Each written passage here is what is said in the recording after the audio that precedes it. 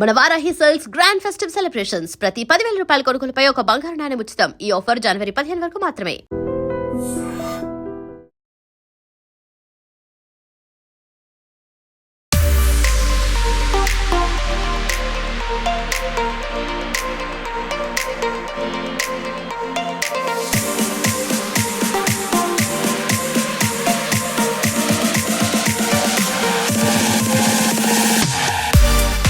Box 9 contestant Ramu Rathod gariki please welcome ADS event tarafu nunchi please welcome fans meet ki thank you so much Ramu Rathod garu and chaala santoshanga undi Ramu Rathod garu ikkada real ga chudadam Ranu Bombaiki Ranu annadu gaani ma event matram vachesharu thank you so much and thank you so much Ramu Rathod garu thank you so much fans meetup plan చేసినందుకు thank you మీకు and మీకు కూడా like నిజంగా literally అసలు చాలా హ్యాపీగా ఉంది. నేను చెప్దాం అనుకున్నాను చాలామందికి థ్యాంక్స్ చెప్దామని నాకు సపోర్ట్ చేసిన వాళ్ళకి.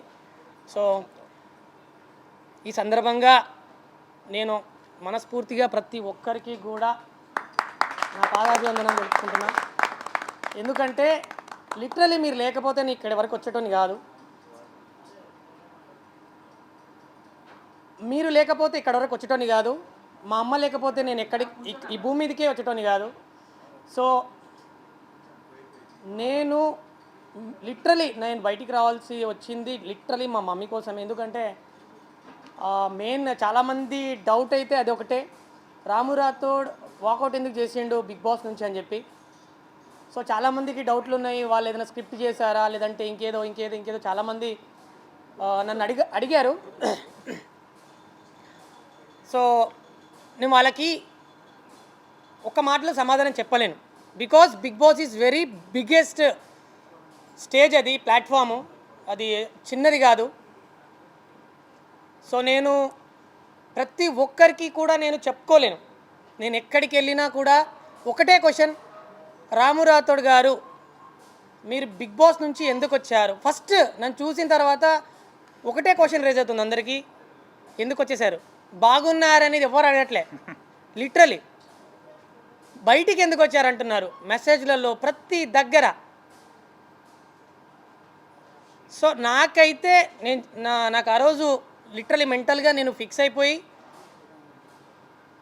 అంటే చాలామందికి ఎందుకు మాకు లేరా అమ్మ వాళ్ళు, మాకు లేదా ఫ్యామిలీ అని చాలామంది అనుకుంటుంటారు. కానీ ఒక విషయం గుర్తుపెట్టుకోవాలి, అంటే బిగ్ బాస్ హౌస్లో వాళ్ళకు కూడా ఉంది ఫ్యామిలీ, వాళ్ళు కూడా అవన్నీ ఫేస్ చేశారు అండ్ చేస్తున్నారు నాతో పాటు. బట్ నాకేంటంటే చాలా చిన్న స్థాయి నుంచి వచ్చినోని, లైక్ నేను ఎక్కడో మారుమూల ప్రాంతం నుంచి, నాకు ఏ బ్యాక్ సపోర్ట్ లేదు, నాకు ఏ సీరియల్ తెలియదు, ఏ సినిమా తెలియదు, ఏం తెలియదు. నాకు మీలాగానే ఒక కెమెరా, ఒక ఫోన్ పట్టుకోవాలా, ఫోన్లో వీడియోలు రికార్డ్ చేయాలా, అప్లోడ్ చేయాలా, ఇదొక్కటే తెలుసు.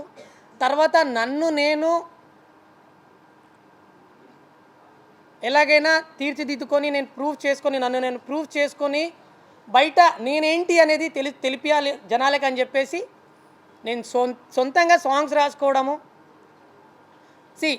నాకేంటంటే ఓన్ వరల్డ్ చాలా ఇష్టం. ఫస్ట్ థింగ్, నా సొంత ప్రపంచం అనేది నాకు చాలా ఇష్టము. సో దానివల్లనే నేను రాను బొంబాయికి రాను అనే పాట క్రియేట్ చేసి మీ అందరి ఆశీస్సులు పొందిన ఈరోజు రాను బొంబాయికి రాను near by 1 billion is industry hit. నా పొటెన్షియల్ బిగ్ బాస్ హౌస్లో చాలామంది చూశారు, నా ఎఫర్ట్స్, నా పొటెన్షియల్ ప్రతి ఒక్కటి చాలా పర్ఫెక్ట్ ఉండేది. నేను ఆడిన గేమ్స్ కావచ్చు ప్రతిదీ చాలా బాగున్నాయి అండ్ నాకు అక్కడ సపోర్ట్ కూడా పర్లేదు, బాగుంది. నేను ఎవరిని కూడా బ్లేమ్ చేయదలుచుకోలేదు. బికాజ్ అందరూ నాతో చాలా బాగుండేది అండ్ నేను కూడా అందరితో బాగున్నా. ఎవ్వరు కూడా నా దగ్గర కొంచెం ఏదన్నా నెగిటివ్గా మాట్లాడాలి అంటే కొంచెం ఆలోచిస్తారు. ఎందుకంటే నేను ఎవరితో కూడా ఫేక్గా లేను, చాలా జెన్యున్గా ఉన్నా. అండ్ నాకేంటంటే లిటరలీ ఎట్లుంటుంది, తెలంగాణలో ఊర్లకెళ్ళి వచ్చినాను. లిటరలీ నేను ఈరోజు ఈ షూట్ వేసుకున్నా, గాగల్స్ పెట్టుకొని వచ్చిన, ఇదంతా కాదు మ్యాటర్. ఏంటంటే ఇదంతా షో అప్ అంతే. ఓపెన్గా మాట్లాడుకోవాలంటే ఇట్లా ఉంటేనే జనాలు లైక్ చేస్తున్నారు బయట. వాస్తవమా కాదనేది మీకు తెలుసు. నేను ఏది ఉన్నా సరే, నేను ఏ రేంజ్కి వెళ్ళినా సరే, ఎన్ని నగలు తీసుకున్నా, ఎన్ని డబ్బులు తీసుకున్నా, ఏది తీసుకున్నా మనిషి అనేది మాత్రం నేను గుర్తుపెట్టుకుంటా. అదే రీజన్ తోటి నేను కూడా ఒక మనిషినే. మా అమ్మ కోసం నేను బయటికి వచ్చేసాను. నాకు మా అమ్మ అంటే చాలా ఇష్టము. మా అమ్మకి నేను వచ్చే ముందు షుగర్ అటాక్ అయింది. నేను బిగ్ బాస్కి వెళ్ళే ముందు షుగర్ అటాక్ అయింది. సో అమ్మకి లిటరలీ ఆరోగ్యం బాగాలేకుండే. సో నాకు రోజు ఒకటే మైండ్లో అదే తిరుగుతుండే. ఒక 2-3 వారాల తర్వాత లిటరలీ మా ఫ్యామిలీ మర్చిపోయినా నేను. అంటే కళ్ళలో కూడా లైక్ వాళ్ళ ఫేసెస్ అవన్నీ ఏవి కనిపించట్లే. నేను అసలు షాక్ అయిపోయినా. నేను ఇంత చేస్తుంది మా పేరెంట్స్ కోసం కదా, నా ఫ్యామిలీ కోసం కదా, నాకు వాళ్ళు అసలు ఏంటి గుర్తుకు రావట్లేదు. అంటే అక్కడ అంత ఎడిక్ట్ అయిపోయినాం మేము బిగ్ బాస్ హౌస్లో. 24/7 బిగ్ బాస్ 24/7 బిగ్ బాస్ గురించే ఆలోచించాలి. అక్కడ ఒక్క సెకండ్ అలా ట్రాక్ తప్పినా కూడా మేము టాస్క్లు ఆడలేము, అసలు ఏం చేయలేము అక్కడ. సో చాలా గట్స్ కావాలి, చాలా ఎఫర్ట్స్ పెట్టగలగాలి, చాలా పేషెన్స్ కావాలి. Bigg Boss is not a joke. కానీ నిజంగా నాకు మీరు చేసిన ఆ ఎఫర్ట్స్ మీరు నిజంగా ఎంతమందికి షేర్ చేసి ఉంటారో, రామురాతుడికి ఓట్ చేయండి, రామురాతుడు ఎలిమినేషన్ దగ్గరలో ఉన్నాడని చెప్పి మీరు ఎంతమంది నాకు సపోర్ట్ చేసి ఉంటారో నేను ఊహించగలుగుతా. బట్ నాకేంటంటే ఒకవేళ నామినేషన్ ప్లేస్లో మా అమ్మ బిగ్ బాస్ ఉంటే డెఫినెట్గా నేను బిగ్ బాస్ని నామినేట్ చేస్తాను. మా అమ్మని చేయలేము. ఎందుకంటే నేను మా అమ్మ నాకు జన్మనిచ్చింది. అండ్ ఏంటంటే నిజంగా లిటరలీ బ్రో, మా అమ్మకి ఆరోగ్యం బాగాలేదు. నేను అదే ఆలోచిస్తూ నిద్ర లేకపోయేది. ఏం చేస్తుందో, నా గురించి ఎంత ఆలోచిస్తుందో, అసలు ఏంటో. అదే ఆ మూలంగానే నా సాంగ్ కూడా పాడిన. తిన్నా తీరం పడతలే, కూసున్నా తీరం పడతలే అనే సాంగ్ లిటరలీ నాకు సార్, మీరు బాగా గమనించినట్లయితే సార్ క్వశ్చన్ అడిగినప్పుడు నేనేం మాట్లాడకపోయేది, అసలు ఏం సమాధానం చెప్పకపోయేది. ఎందుకంటే నాకు మాటలు రావు, లిటరలీ భయం నాకు. నా భావం ఎట్లా వ్యక్తం చేసుకోవాలి సార్కి, నేను ఎట్లా చెప్పాలి నా బాధ. సో ఆ విషయంలో నేను సార్కి చెప్పా, తిన్నా తీరం పడుతలే, కూసున్నా తీరం పడుతలే, ఏడున్నా తీరం పడుతలే, ఎవలున్నా తీరం పడుతలే, బాధ అవుతుందే నీ ఆదిలో మనసంతా, మస్తు బరువైతుందే అమ్మ యాదిలో మనసంతా. సో బ్రో ఒకటే చెప్తున్నా, మన పేరెంట్స్ కంటే ఎక్కువ ఏది కాదు. రేపటి నాడు మనము చనిపోయిన తర్వాత మనల్ని మన దగ్గరకి వచ్చి మన పాడ మోసేది మన ఫ్యామిలీ, మన కథ, మనల్ని పుట్టించిన వాళ్ళు. మనం ఎంత ప్రొఫెషనల్, ఎంత బిజీగా ఉన్నా, ఎంత ఇది ఉన్నా కూడా end of the day family important అని చెప్పేసి నేను నమ్ముతా. సో నాకైతే అక్కడ నేను వచ్చేసిన మెయిన్ రీజన్ అయితే అదే. చాలామంది అనుకుంటున్నారు ఆయన ఎందుకు వచ్చేసిండు అని చెప్పేసి అక్కడ ఏదో అట్లా జరిగింది అనుకుంటున్నా చాలామంది డౌట్ అది. కానీ ఆ డౌట్ అయితే నేను ఈరోజు క్లియర్ చేస్తున్నా. అక్కడ ఎలాంటి స్క్రిప్ట్ లేదు, ఎలాంటి ఎవరి ప్రభావం అయితే నా మీద ఎవరిది అయితే ఏం లేదు. నా ఓన్గా నేనే బయటకు వచ్చిన. సో దానికోసం నేను ప్రతి ఒక్కరికి సారీ చెప్తున్నా. బికాస్ మీరు చాలా చాలా చాలా చాలా చాలా సపోర్ట్ చేశారు. So end of the day sir కూడా నాతో ఆఫ్ కెమెరాలో అండ్ తర్వాత సార్ కూడా చాలాసార్లు నాతో మాట్లాడారు. నాకు సార్ కూడా నో ఇష్యూ రాము, నీకు ఎప్పుడైతే అలా అనిపిస్తుందో అలా నువ్వు అసలు టెన్షన్ పడకు, నువ్వు హ్యాపీగా వెళ్ళొచ్చు అని చెప్పారు. సో నాకు కూడా చాలా హ్యాపీగా అనిపించింది. వాళ్ళ సపోర్ట్ కూడా చాలా బాగుండే, బీబీ టీమ్ సపోర్ట్ కూడా చాలా బాగుండే. ప్రతి ఒక్కరూ మస్తు సపోర్ట్ చేసిరు. అండ్ కట్ చేస్తే నేను బయటికి వచ్చిన తర్వాత మా అమ్మని కలిసిన. అసలు ఫస్ట్ నేను బయటికి వచ్చిన తర్వాత డైరెక్ట్ నేను మా అమ్మ దగ్గరికి వెళ్ళిన. చాలామంది మా ఇంటరాక్ట్ ఎలా లైక్ మా మమ్మీని ఇన్ని రోజుల తర్వాత చూస్తున్నా, ఎలా ఉంటుందో ఆ ఫీలింగ్ ఏంటి అని అవన్నీ వీడియో తీసి పోస్ట్ చేయడం అవన్నీ చేయొచ్చు. కానీ నా ఎమోషన్ని నేను బయట చూపించలేను. బికాజ్ అది నా ఎమోషన్ ఏమున్నా అది మా అమ్మకు మాత్రమే సొంతం. So thank you so much మీ అందరికీ కూడా. ఈ సందర్భంగా నేను ఏం చెప్తున్నాను అంటే ప్లీజ్ అర్థం చేసుకుంటారని చెప్పేసి మళ్ళొక్కసారి నేను మిమ్మల్ని అందరినీ రిక్వెస్ట్ చేస్తున్నా. నేను అక్కడ ఎంటర్టైన్మెంట్ ఎంతవరకు చేసినానో చేయలేదో తెలియదు. బట్ ఫ్యూచర్లో మాత్రం ముందు సినిమాలలో కనిపించబోతున్నా. Thank you, literally thank you. చాలా పెద్ద పెద్ద సంస్థల నుంచి కాల్స్ వచ్చాయి. రాము రాథోడ్ గారు మీరు ఏం చేశారో అదంతా పక్కకు పెట్టండి, బట్ మీరు చాలా చాలా జెన్యున్గా ఉన్నారు. మీ యాటిట్యూడ్ కానివ్వండి, లిటరల్లీ అంటే లైక్ చాలామంది ఒక ఆన్ కెమెరాలో అలా ఉంటారు, కానీ మీరు లిటరల్లీ ఒక ఊర్లో ఒక పిల్లగాడు ఎట్లుంటారు, ఊర్లో అబ్బాయి ఎట్లుంటారు, తమ్ముడు ఎట్లుంటారు, అన్న ఎట్లుంటాడు, మా ఇంట్లో ఫ్యామిలీలో ఎవరైతే ఉంటారో ఆ చిలిపి చిలిపిగా చేస్తూ లిటరల్లీ అలాగే ఉన్నారు మీరు. మాకు చాలా బాగా నచ్చింది అది అని చెప్పేసి చాలామంది పెద్ద పెద్ద మహానుభావులు నాకు కాల్స్ చేసి తర్వాత వాళ్ళు పిలిపించుకొని మాట్లాడడము అండ్ ఆఫర్లు ఇవ్వడం మూవీస్లలో. అండ్ రీసెంట్గా ఒక 4 మూవీస్కి సాంగ్స్ పాడాను, అవి రాబోతుంది. సో నెక్స్ట్ మీకు థియేటర్లో గెస్ట్ అపీరెన్స్లో నేను పెద్ద మూవీకి నేను ఒక గెస్ట్కి వెళ్ళాను. సో అదైతే చాలా సంతోషము, చాలా పెద్ద బ్యానర్ అది. సో రాబోతుంది. సో మీ అందరి సపోర్ట్ ఖచ్చితంగా నాకు కావాల్సిందే, ఎందుకంటే మీరు లేనిది నేను లేను. ఒకప్పుడు సొమ్మసిల్లిపోతున్నాం అనే సాంగ్ వచ్చిన తర్వాత ఇలాగే ఇంటర్వ్యూలు చాలామంది ఇంటర్వ్యూలు చేశారు. ఎలా సార్ మీకు ఆ సాంగ్ ఎలా తట్టింది అది ఇదని చెప్పేసి క్వశ్చన్స్ చేసి నా నా యొక్క ఉనికిని ప్రతి ఒక్కరికి మీరు తెలియజేయడం జరిగింది, తెలిపారు. సో దానికి చాలా థ్యాంక్ యూ, ఎందుకంటే అది చాలా వైరల్ అయింది. సో దాని తర్వాత రాము రాథోడ్ ఎవరో బయటికి వచ్చిన దాని తర్వాత ఫోక్ ట్రెండింగ్ నడుస్తుంది కంప్లీట్గా, ఫోక్ ఫ్లో నడుస్తుంది. ఆ టైంలో బ్రదర్ అనొద్దు, ఇంకా లైక్ మా మా మా అమ్మకి పెద్ద కొడుకిన వల్లి గారు రాను బొంబాయికి రాను సాంగ్ నేను ఒక 4 సాంగ్స్ వినిపించినప్పుడు మా సాంగ్ ప్రొడ్యూసరు రాను బొంబాయికి రాను సాంగ్ విని లిటరలీ బ్రో ఇది సాంగ్, ఇది చేస్తున్నాం మనం, ఇది ఆయన హోప్ ఇచ్చిండు, 100 మిలియన్లు కొడతామని చెప్పిండు ఫస్ట్. ఆ సాంగ్ నేను నార్మల్గా పాడి వినిపిస్తే నేను చెప్పడం కంటే ఆయన చెప్పడం బెటర్ కదా, అసలు ఏం జరిగిందో. రాను బొంబాయి రాను సాంగ్ ఎలా పుట్టిందనే దాని గురించి చాలా, అంటే దీనికి ముందు ఇంకో సాంగ్ చేద్దాం అనుకున్నాం. ఒక జర్నీ నడుస్తుంది. ఒకరోజు ఇలాగే మామూలు క్యాజువల్గా టీ తాగుతూ ఇద్దరం ఒకరోజు మాట్లాడుకుంటున్నాం మామూలుగా. అప్పుడే నాకు ఈ పాట వినిపించిండు, ఒక 2 లైన్లే, ఇంకా అప్పుడు ఈ రాను బొంబాయి రాను లైన్ కూడా వినిపించలేదు. అద్దాల మేడలు ఉన్నాయి, మేడల్లో చీరలు ఉన్నాయి, చీరల్లో రైకలు ఉన్నాయి, ఒక 4 లైన్లు మాత్రం వినిపించిండు. అప్పుడే అనిపించింది గట్ ఫీలింగ్ ఎక్స్ట్రాడినరీగా ఉంది ఈ సాంగ్ వచ్చేసి. ఖచ్చితంగా ఒక మంచి హిట్ అయితే కొట్టబోతున్నాం అని అనుకున్నాం. అట్లనే చాలా జెన్యున్గా హార్డ్ వర్క్ చేసాం. ఇప్పుడు ఎట్లాగైతే రాము బిగ్ బాస్ హౌస్లో ఎంత జెన్యున్గా ఆడాడో మీ అందరూ చూశారు కదా, సేమ్ అదే జెన్యునిటీగా సాంగ్ కూడా చాలా బాగా వర్క్ చేశాడు. మా కొరియోగ్రాఫర్ శేఖర్ వైరస్ గారు కానీ, మా మ్యూజిక్ డైరెక్టర్ కళ్యాణ్ గారు కానీ, మా డిఓపి హరీష్ పట్లే కానీ, ప్రతి ఒక్కరు ఆ సాంగ్కి సంబంధించిన ప్రతి టీం అందరూ మాది అనుకొని చాలా గట్టిగా పనిచేశారు. సో ప్రభా గారు కావచ్చు, సింగర్ ప్రభాకర్ గారు, లిఖిత కావచ్చు, హీరోయిన్ లిఖిత గారు కావచ్చు, టోటల్ టీమ్కి ఈవెన్ మా పోస్టర్ డిజైనర్ సాగర్ కూడా చాలా అసలు ఒక సినిమా రేంజ్ పోస్టర్లు కూడా ఇచ్చాడు మాకు, పాట పోస్టర్లాగా కాకుండా.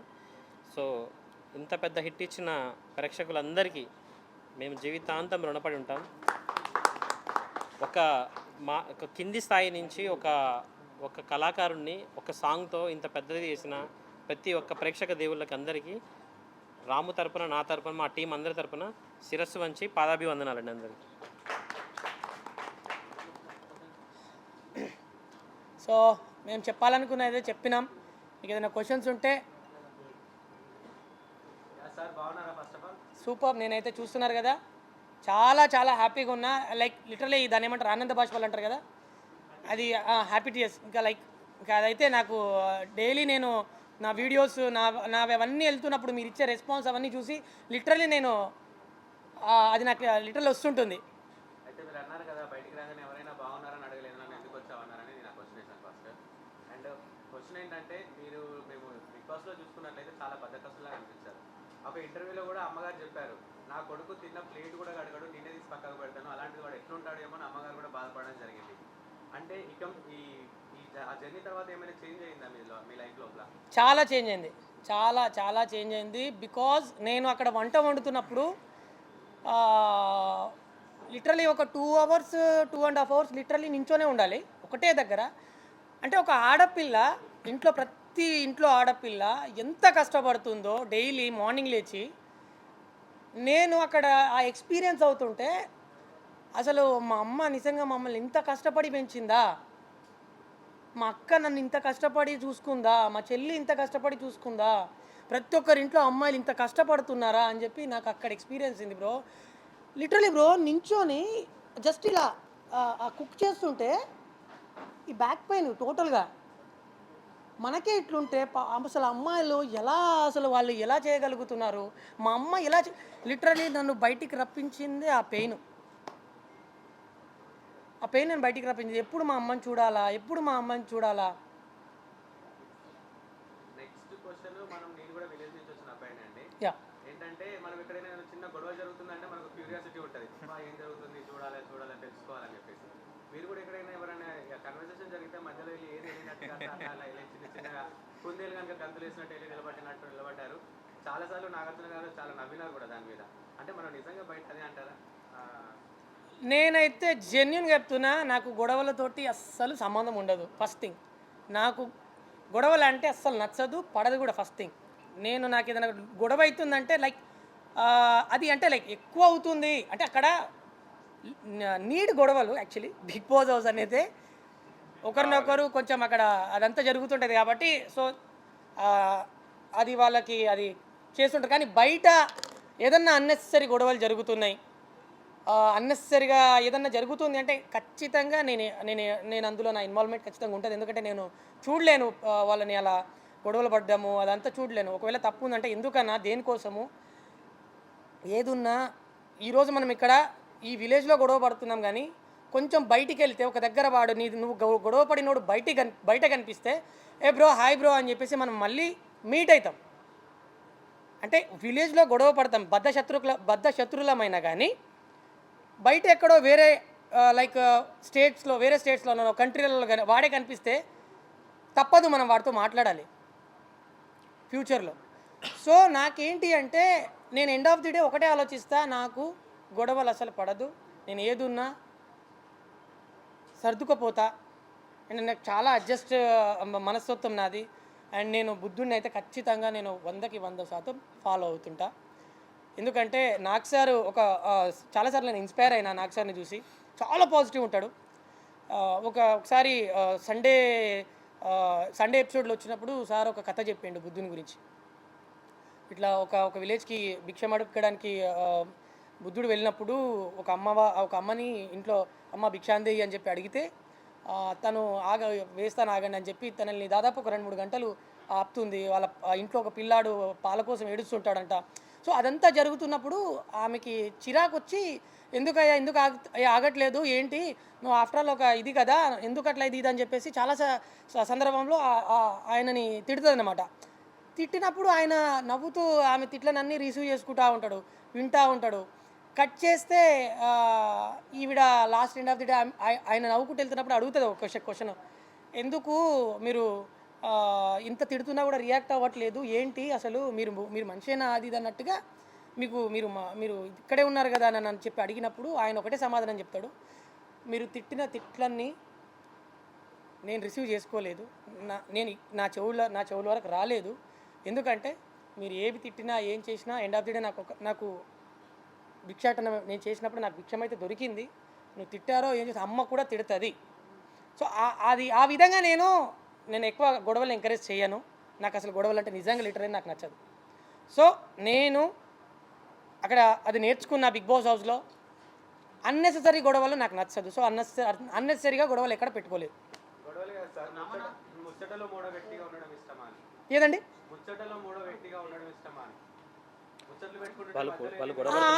రైట్, నేను వెళ్ళి చూస్తుంటా.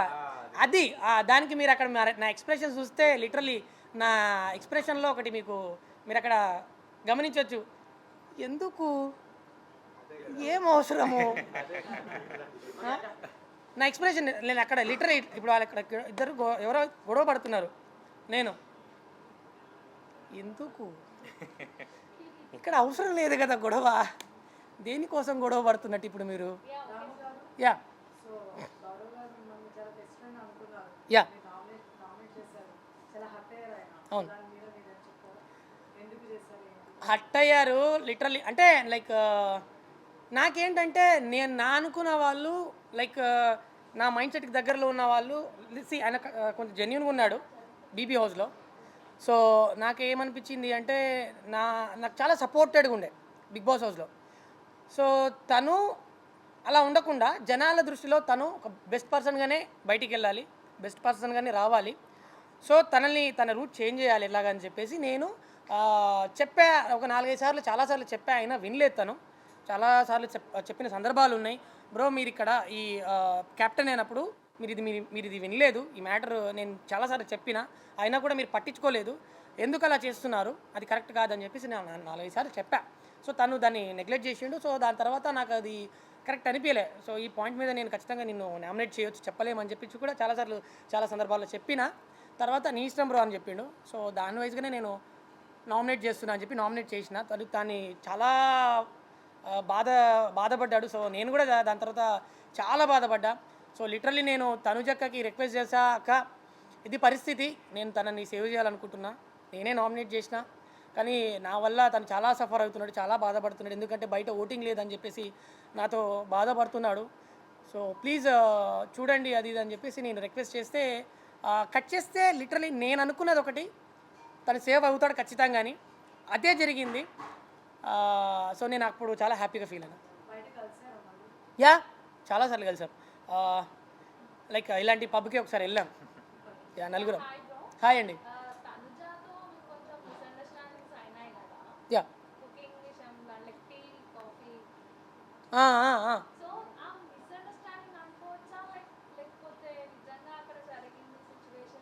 ఏమండి ఇప్పుడు మాది డైలీ అక్కడ మేము పొద్దున్న లేస్తే నైట్ పడుకునేదాకా మేమందరం ఒకరు ఫేసెస్ ఒకరు చూసుకుంటూ ఉంటాం. ఇప్పుడు మీరైనా కూడా ఇప్పుడు ఇంతమంది ఇక్కడ ఉన్నారు కదా, మీరందరూ ఒకటే ఇక్కడే ఓ 50 రోజులు ఉండండి, 50 రోజులు ఉండండి, ఒకరు ఫేసెస్ ఒకరు చూసుకుంటూ ఉంటారా? లిటరల్ ఇప్పుడు మీరిద్దరు ఇక్కడ ఉన్నారు, మీరు ఒక 50 రోజులు ఇక్కడే ఉండి మీరు ఒకరినొకరు మాట్లాడుకోండి, మీ ఇద్దరు ఫ్రెండ్స్ ఉంటారు ఫస్ట్. బిగ్ బాస్ రాము రాథోడ్ అని చెప్తున్నారు. ఓకే, మీరు ఎలా ఫీల్ అవుతున్నారు? చాలా హ్యాపీగా ఫీల్ అవుతున్నాం. బికాజ్ ఎవరికైనా సరే బిగ్ బాస్ అవకాశం అనేది అంత ఈజీగా రాదు. బిగ్ బాస్ తర్వాత లిటరలీ నేను ప్రతి ఒక్క ఇంటికి నేను ఒక కొడుకు లెక్క, ఒక తమ్ముడు లెక్క, ఒక అన్న లెక్క అందరు నన్ను ఓన్ చేసుకున్నారు. సో దానికైతే నేను చాలా చాలా చాలా చాలా హ్యాపీగా ఉన్నా. And one of the reason నేను బిగ్ బాస్కి వెళ్ళడానికి మా బ్రదర్, మా అన్న, మా బిగ్ బ్రదర్ వెళ్ళాలి చారి గారు, నన్ను చారి గారు అంటారు, నేను ఆయన రావు గారు అంటాను. నేను చారి గారిని, ఆయన రావు గారు. సో చారి గారు మీరు ఖచ్చితంగా బిగ్ బాస్కి వెళ్ళాలి, బికాజ్ బిగ్ బాస్ అవకాశం అనేది చాలా పెద్ద గిఫ్ట్ అది. సో మీరు ఖచ్చితంగా వెళ్ళాలని చెప్పేసి తను బలవంతంగా ఓకే రావు గారు ఖచ్చితంగా మీకోసం ఖచ్చితంగా వెళ్తా. అండ్ మా అమ్మకి లిటరలీ బిగ్ బాస్ అంటే చాలా ఇష్టం. సీజన్ 7 చూసేది మా అమ్మ. నాకు బిగ్ బాస్ అంటే ఏంటో కూడా తెలియదు, ఐ స్వేర్ బిగ్ బాస్ అంటే ఏంటో కూడా తెలియదు. మా అమ్మ బిగ్ బాస్ బిగ్ బాస్ వస్తుందిరా, బిగ్ బాస్ వస్తుంది పెట్టరా అని చెప్పి మా ఇంట్లో బిగ్ బాస్ పెట్టుకొని చూసేది. సీజన్ 7 చూస్తున్నప్పుడు నేను ఏందప్ప మా అమ్మ ఇంత ఇంట్రెస్ట్గా చూస్తుంది, అసలు ఏముంటుంది దీనిలో. అండ్ ప్రతి ఒక్కరు కంటెస్టెంట్ పేర్లు చెప్పేది నాకు. ఈరోజు ఆ అబ్బాయి అట్లా చేసిండు, ఆమె అట్లా అరిచింది, ఆమె ఇట్లా అన్నాడు, ఇది చెప్తుంటే అరే ఇంతేముంది ఇందులో అసలు అని చెప్పేసి నేను కొంచెం నేను కూడా సీజన్ చూడడం స్టార్ట్ చేసిన. ఒక 2, 3, 4, 5 ఎపిసోడ్లు చూసినా. ఇంకా తర్వాత మళ్ళీ నేను నా సాంగ్స్ బిజీ షెడ్యూల్లో కంటిన్యూగా ఇంకా నేను డైలీ నా షూట్లు అదే పనిలో ఉన్నా. ఇంకా నాకు నిజంగా మీరు గమనించినట్లయితే బిగ్ బాస్ హౌస్ అనేది నేను బిగ్ బాస్ హౌస్లో అడుగుపెట్టిన తర్వాత నాకు 2 వారాల తర్వాత అర్థమైంది బిగ్ బాస్ అంటే ఏంది. అప్పటి వరకు అసలు నాకు స్ట్రాటజీ ఏంటో కూడా తెలియదు. స్ట్రాటజీ అంటే ఏంది అది కూడా తెలియదు నాకు. దానికి సాక్ష్యం నేనే. అంటే బిగ్ బాస్ వెళ్ళక ముందు రోజు కూడా 2 days బిఫోర్ కూడా దుబాయ్లో గామా అవార్డ్స్ వచ్చింటే తీసుకోవడానికి వెళ్ళిండు. ఒక్క ఎపిసోడ్ 2 episodes అన్నా చూడమని నేను రోజు ఫోన్లో మా కన్వర్జేషన్లో రోజు మాట్లాడుకుంటున్నాం, కానీ ఒక్క ఎపిసోడ్ కూడా చూడలేదు. అసలు బిగ్ బాస్ హౌస్ కాన్సెప్ట్ కానీ బిగ్ బాస్ హౌస్ థీమ్ కానీ ఏమీ తెలియదు. అక్కడ అందరు ప్రిపేర్ అయ్యి వచ్చినారు, కానీ రాము ఒక్కడే అసలు బిగ్ బాస్ అంటే ఏంటో తెలియకుండా బిగ్ బాస్ హౌస్కి వెళ్ళింది రాము ఒక్కడే. సో ఎందుకు అలా అనుకున్నానంటే నా ప్రయాణం అనేది జెన్యున్గా ఉండాలి, నేను ఫేక్గా ఉండొద్దు. ఇప్పుడు ఒకవేళ నేను ఏదైనా తెలుసుకొని ముందరికి వెళ్ళినా అనుకోండి, జాగ్రత్త పడుతుంటా. ఇక్కడ ఇట్లా చేయాలి, ఇక్కడ ఇట్లా మాట్లాడాలి, ఇక్కడ ఇట్లా. నేను నామినేషన్ కూడా ఎంత సిల్లీగా నామినేషన్లు చేసేది, నాకు అసలు ఏం తెలియకపోయేది. నేను జెన్యున్గా ఒప్పుకుంటా లిటరలీ బ్రో. ఎందుకు అంటే మనకి లైక్ నాకు నిజంగా ఫేక్ ఉండడం అస్సలు ఇష్టం ఉండదు, నాకు నచ్చదు. ఫస్ట్ థింగ్, నేను ఏదున్నా జెన్యున్గానే ఉండాలి. నా మాట కూడా ప్రతిదీ నేను దొర్లినా సరే, నేను మాట్లాడిన ఏదైనా మాట అయినా సరే ఫేక్గా ఉండొద్దు. ఇక్కడ ఏదనిపిస్తే అక్కడ ఏది రావాలనేదే నా కాన్సెప్ట్. నా గురువులు నాకు అది నేర్పించారు, మా అమ్మ నాన్న నాకు అది నేర్పించారు. బికాజ్ మీరు మా అమ్మ నాన్న ఇంటర్వ్యూలో చూసినట్టయితే మా అమ్మ వాళ్ళు ఏం మాట్లాడినా ఊర్లో ఇప్పుడు లైక్ ఎట్లా మాట్లాడతారు, మీరు ఒకవేళ చూడని వాళ్ళు ఉంటే మా అమ్మ నాన్న చూడండి, అంత జెన్యున్గా ఉంటారు. సో నేను కూడా అలాగే ఉండాలనుకున్నా. బికాజ్ నేను చాలా కింది స్థాయి నుంచి వచ్చినోడిని, నాకు నటించడం అసలు రాదు. నాకు ఏది వచ్చినా సరే, నాకు 4 పైసలు వచ్చినా సరే, ఏదొచ్చినా సరే నాకు ఇది జెన్యున్గా రావాలి. బెస్ట్ కంటెస్టెంట్ ఎవరండి దాంట్లో? మీ బెస్ట్ కంటెస్టెంట్ ఎవరంటే మీ ఫేవరెట్ కంటెస్టెంట్ ఎవరు బిగ్ బాస్ హౌస్? నేనే.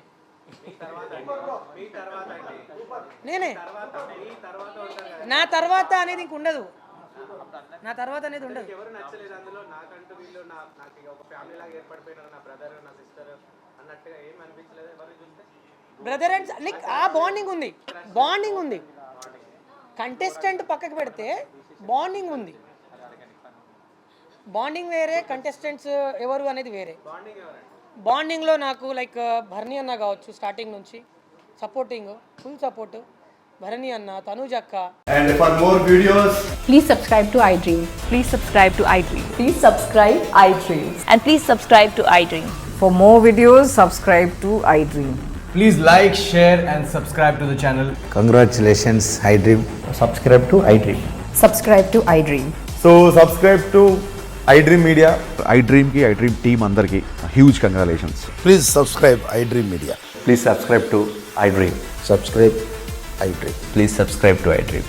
iDream అంటే నా కళల ఛానల్ సబ్స్క్రైబ్ చేసుకున్న నోరు తిరుగుతలేదు, మీరైతే గంట గుర్తు కొట్టండి. For more such videos, please subscribe to iDream.